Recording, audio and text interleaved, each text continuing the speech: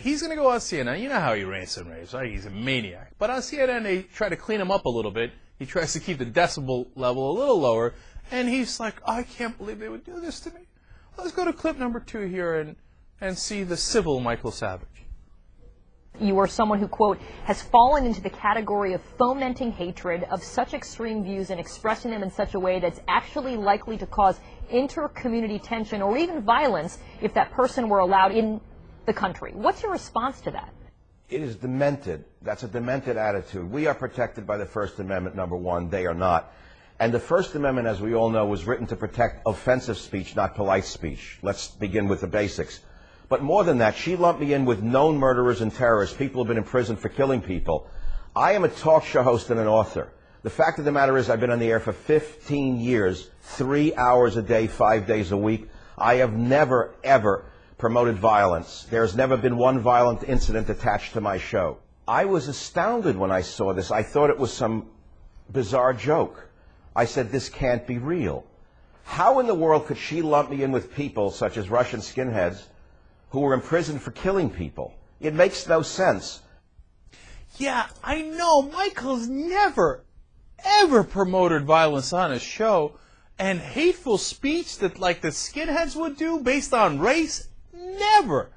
What's curious is that we seem to have some audio clips from Michael Savage's show that might not sit well with that line of reasoning by Michael Savage. Well, we'll let you be the judge. I don't want to judge for you. Let's go to the audio clips, JR. Let's start with number 1. Here's a message from the American people to the Democrats who are worried about how Al-Qaeda was treated at Gitmo and whether they were waterboarded. Here's our message to you, you idiots. We hope they were waterboarded. In fact, we recommend even more torture. We're glad that no bombs have gone off in America since 9/11. And if you idiots would get out of the way, we could wipe the planet of this virus. Now, he calls people a virus, and he's talking about torture, but he said, look at that, he's referring to detainees. Violence towards detainees, maybe not the same thing, right? But he's never recommended violence against just whole groups of people, right? That kind of hate speech. No, he'd never do that. So let's check out clip number 2 and see what happens, JR. We're going to die as a nation. I swear to God, that's what people are saying to me. And these are intelligent people, wealthy people. They are very depressed by the weakness that America is showing to these psychotics in the Muslim world. They say, oh, there's 1 billion of them. I said, so kill 100 million of them. Then there'll be 900 million of them. I mean, would you rather die? Would you rather us die than them? I mean, what is it going to take for you people to wake up? Would you rather we disappear and we die? Or would you rather they disappear and they die? I would never, ever promote violence on my show except for killing 100 million Muslims. Outside of that slight aberration, no. Violence? Michael Savage. What is it going to take for you people? Either we die. By the way, those are apparently the 2 choices at hand. Either we all die or we kill all Muslims. No, let's be fair, not all. Just 100 million of them would promote violence. But on the other hand, this race issue, separating people based on race like the skinheads do, Michael Savage would never do that, right? So let's go to clip number 3.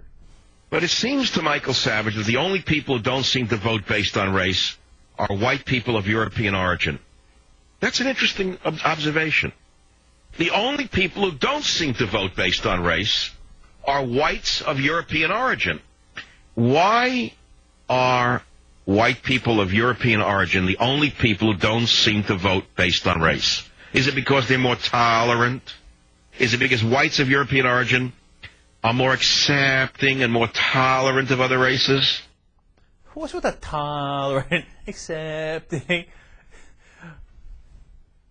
That's how I see it. I know, Michael. I know that's how you see it. I'm going to do one more clip for you guys. It's clip number 4, just to give you round out a sense of how Michael Savage feels about folks and what he would do given the right situation. Again, no violence here at all, except for what he's about to mention. Well, what does that tell you about the loving, kind lesbian who just assaulted you in your car? She's the type that stuffed ovens in Hitler's concentration camps. Whenever I hear anyone preaching to me about how compassionate they are, I reach for my Glock. That's all I can tell you. They can all drop dead.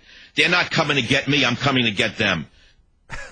Violence on my show? No. Except for when I reach my Glock and I go after lesbians. and compassionate people. They're not coming to get me, I'm coming to get them. But wait, you know what? Let's go to video number 4 here, guys, because CNN asked him about gays and gay marriage. Let's see if he says the same thing on television.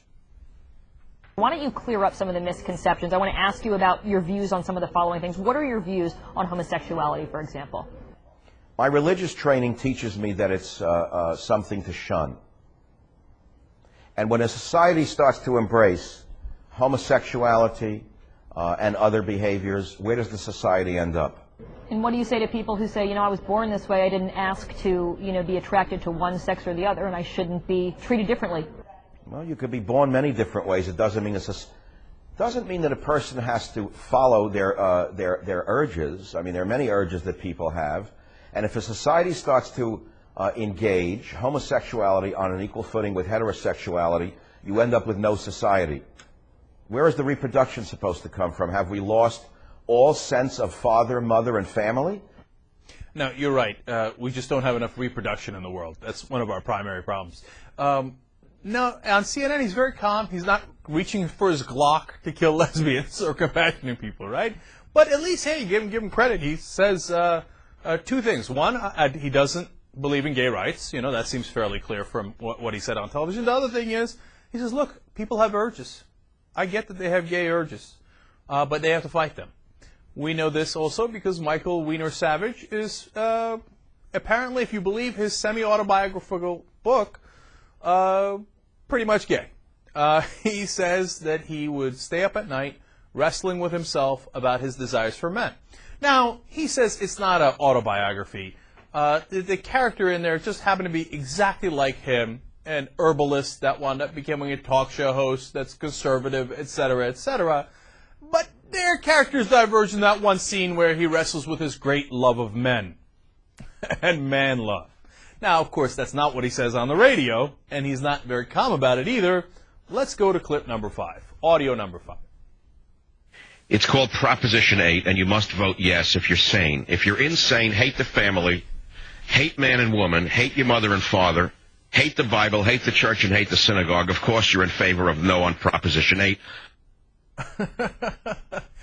Well, at least that's clear. So I guess I must be insane and hate all of those things.